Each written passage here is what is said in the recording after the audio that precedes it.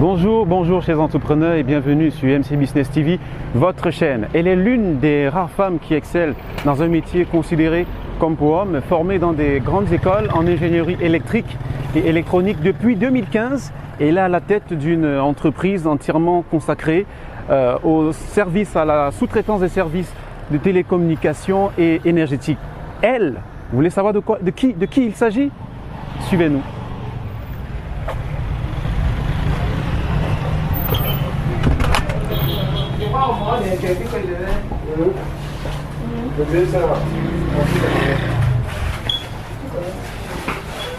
Bonjour, bonjour, bonjour, bonjour tout le monde.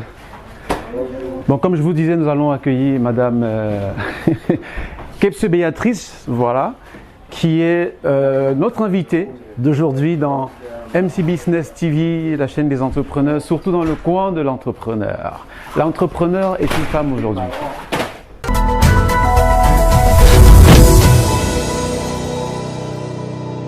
Comme je vous le disais, chers internautes, c'est l'une des rares femmes qui excelle dans les métiers de la haute technologie. Hein. Je ne sais pas si notre fichier est bien renseigné, elle va nous en dire un peu plus tout à l'heure.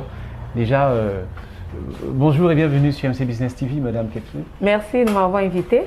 Vous allez bien? Non, ça va. Bah, c'est super, hein. C'est qu'on se porte bien hein, par les temps qui courent. On a juste à suivre les mesures barrières et puis éviter d'attraper le Covid-19. Donc c'est ce qu'on met en place ici partout à Powerlink. Voilà, pour qu'on vous voit correctement, je pense que... Ok, on va essayer de pouvoir lever un peu pour le temps. Et garder un mètre. Un espace de distanciation, bien sûr. Et garder la distanciation sociale. D'accord. Voilà, donc c'est Madame Kepse Béatrice qui a une formation assez atypique en ingénierie électrique et électronique dans un institut Polytech, je crois. Polytechnique de Yaoundé. Polytechnique de Yaoundé. Mais qu'est-ce qui a déterminé votre choix pour cette formation? Commençons par là. Donc, comme tu l'as dit, moi je suis Madame Kepse, Nedjokun Mahat Béatrice. Oui. Et donc, je suis ingénieur polytechnique de Yaoundé, donc promotion 98. Donc, ça fait 22 ans que je suis sortie de Polytechnique. Et les amours, pourquoi est-ce que j'ai fait une carrière scientifique? C'est parce que, si vous vous rappelez, dans les années 82, j'étais encore toute petite. Oui. Et c'était l'arrivée de la Coupe du Monde, du football et de la télévision au Cameroun. Donc, j'étais dans un petit village là-bas à l'ouest du Cameroun. Et nous allons chez le voisin regarder la télévision. Donc pour moi, c'était quelque chose d'assez étrange. Comment on pouvait être devant un écran de télévision et puis on avait la possibilité de voir des gens qui se trouvaient à des vingtaines de kilomètres de nous, des centaines de kilomètres. Donc je posais les questions aux gens autour de moi que c'est comment ça fonctionne, mais personne ne me répondait.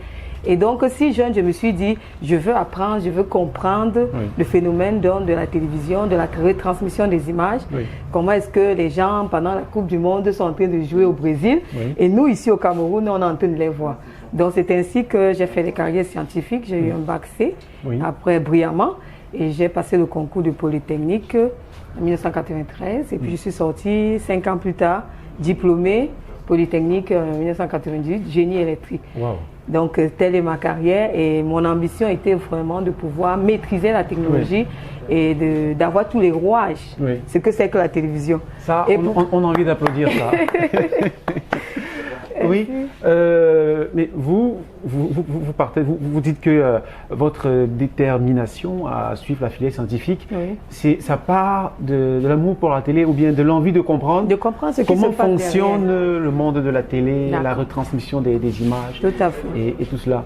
Vous êtes sorti de Polytech, jeune ingénieur. Oui. Vous avez travaillé pour une entreprise, vous avez travaillé pour Camtel, ensuite pour MTN. Oui. Comment ça s'est passé? Qu'est-ce que vous faisiez exactement? Quelles étaient vos missions dans ces différentes structures? Ok.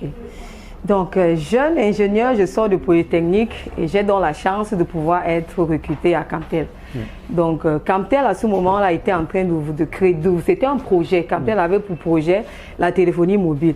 Donc, il avait besoin justement des jeunes ingénieurs pour pouvoir gérer ce nouveau projet. Et donc, nous avons travaillé à Camtel Mobile. Et notre travail était au niveau du switch, donc les nouveaux équipements qui avaient été acquis par Camtel pour la téléphonie mobile. Nous étions chargés de nous occuper de la maintenance et des opérations de ces équipements. Donc ça, c'était à Camtel Mobile. Et juste après Camtel Mobile, MTN Cameroun a racheté Camtel Mobile et nous sommes donc allés être des employés de MTN. J'ai donc commencé à MTN également comme ingénieur, ça s'appelle Switch Engineer. Donc on s'occupait des commutateurs, donc des équipements qui permettent en fait la connexion de deux appels, appel A et appel B. Ensuite, j'ai pu gravir des échelons jusqu'au poste de manager. Donc j'ai géré les équipes d'internet, de data, les équipes de switch également. Et pour terminer, j'étais senior manager operation and maintenance.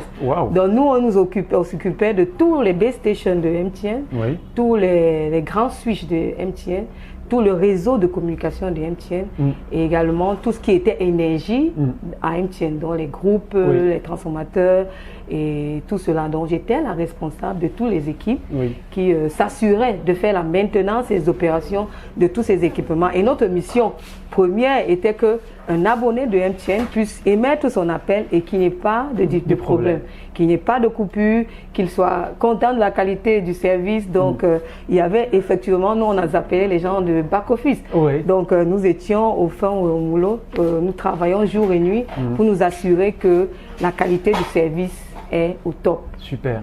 Mais malgré cette réussite, cette mission accomplie, et cette progression, on va dire, professionnelle en interne, vous claquez quand même la porte. Bien sûr. En fait, à un moment donné, j'ai une ambition d'entrepreneuriat. Et je me suis dit, pour être entrepreneur, il faut pouvoir créer. Et donc, quand je ne suis plus à MTN, je me décide d'entrer dans l'entrepreneuriat. Mais d'où vient vraiment le déclic? En 2014, j'ai passé un concours, le concours de Tech Women. C'est un concours américain et ils prônent les meilleures femmes dans la technique. Donc au Cameroun, je me retrouve parmi les meilleures. Nous sommes sélectionnés 5 femmes dans la technique et nous allons aux États-Unis. On part à Silicon Valley et à Silicon Valley, on nous permet donc d'être en face avec les start-upers. On va à Google. J'ai travaillé à Twitter pendant plus de 2 mois. Super. Et à Twitter, vous faisiez quoi à Twitter? J'étais dans le département d'énergie. Donc nous étions dans le département, nous nous occupons de planification, édification et aussi approvisionnement du département énergique. Là, c'est à la Silicon Valley. C'est à la Silicon Valley. Donc, pas à la Silicon Valley, j'étais dans le département technique, mais au département électricité. Donc, c'est en fait encore ce que je fais depuis des années. Donc, après ça, on nous donne aussi des formations sur l'entrepreneuriat, sur comment évoluer en entreprise, comment créer son entreprise, comment performer en entreprise. C'est ainsi que, du retour, en 2015, je me décide de créer PowerLink. D'accord, PowerLink, en 2015, justement. Et nous y sommes parce que vous êtes actuellement basé à Douala. C'est même pas, nous sommes à l'agence d'Aqua ici. C'est d'ailleurs pas la seule agence.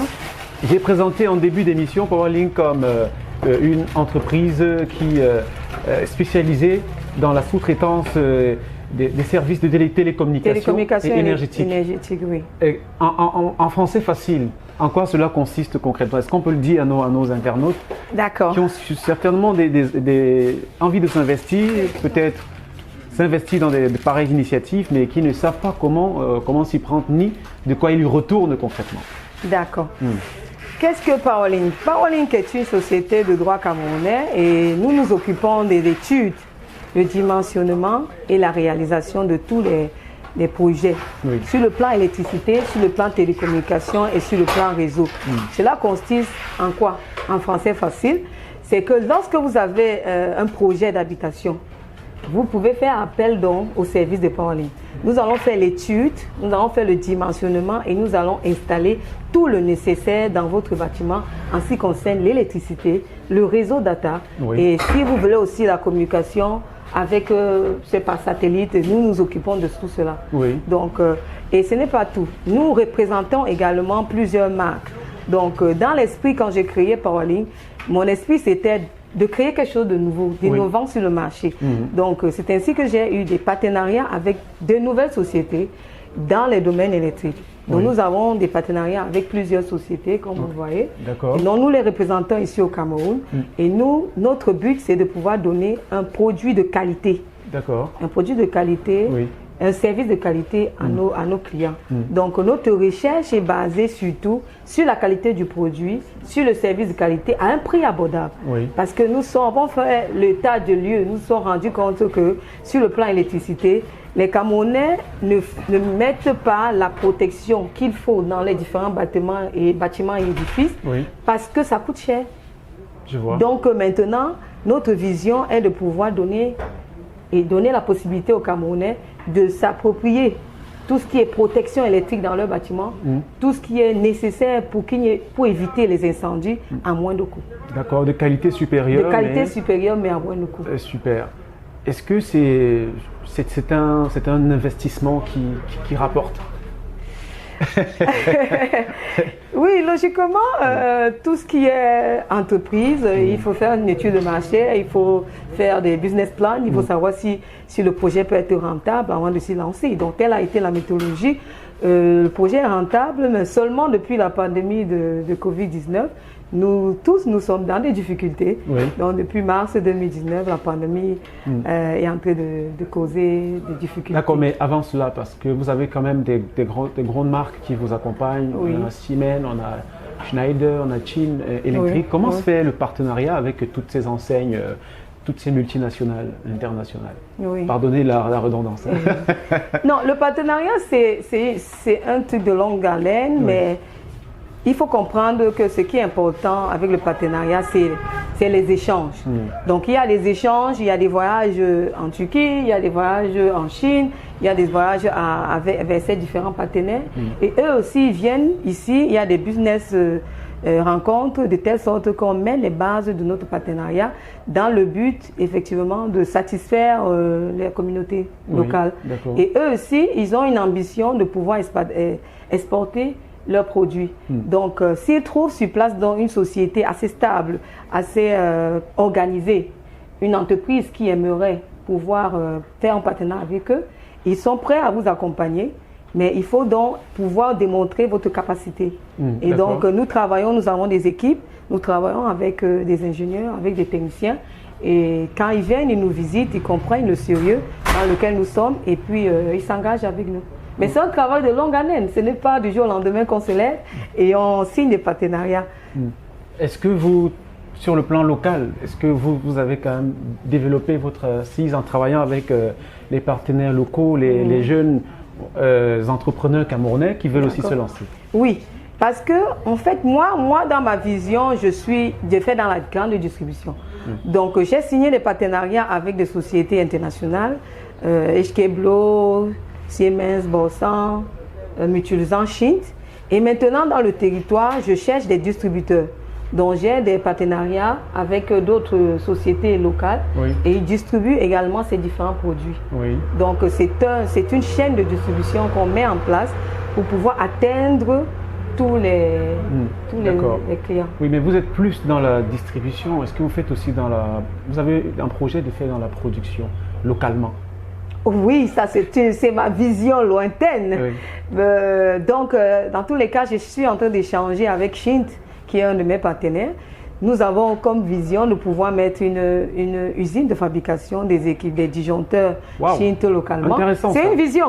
Donc, on va arriver à cette vision, on fait un chemin, le cheminement pour y arriver, on va le suivre. Et donc, ça peut se faire. Pourquoi? Parce que Schint actuellement a créé sa société, une société de production en Égypte. Donc, Schint a la volonté de pouvoir mettre en place des sociétés de production en Afrique centrale. Il faudrait simplement que toutes les études et le canevas soient faits et pour que cela puisse être mis en place. Donc, je suis en train de travailler avec eux. C'est un challenge. C'est un gros challenge, mais c'est mon rêve. Vous êtes habitué au challenge. C'est mon rêve. D'accord. Et j'espère pouvoir le réaliser. Mais dans toute chose, il faut déjà avoir une vision et travailler pour pouvoir atteindre cette vision. Tout à fait. Pour ceux qui nous regardent toujours, merci de nous faire confiance, de rester abonnés à notre chaîne. Merci de partager autant que faire se peut, et de laisser des commentaires ou poser des questions s'il y a des zones d'ombre.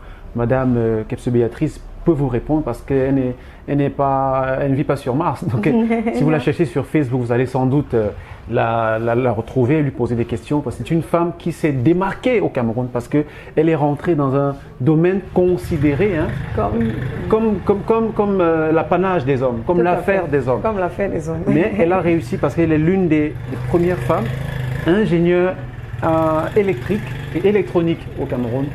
Ça, c'est en 1997. Je veux que nous, 98 plutôt, nous allons à présent, si vous voulez, chers internautes, aller à la rencontre de la femme derrière l'entrepreneur. Et c'est la deuxième partie de votre émission, Le Coin de l'entrepreneur.